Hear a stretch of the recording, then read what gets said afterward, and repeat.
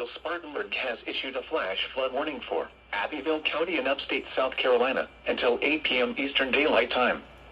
At 4:53 p.m. Eastern Daylight Time, Doppler radar and automated rain gauges indicated thunderstorms continuing to producing heavy rain across the Warren area. Flash flooding is ongoing or expected to begin shortly, as locally as much as 3 inches has already fallen.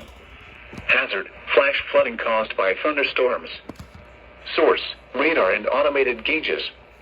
Impact: flash flooding of small creeks and streams, urban areas, highways, streets and underpasses, as well as other poor drainage and low-lying areas.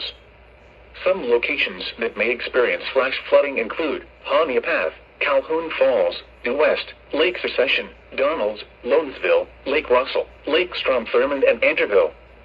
Turn around. Don't drown when encountering flooded roads.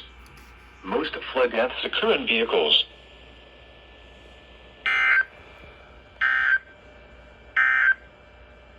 A flood watch remains in effect through Friday morning for the mountains.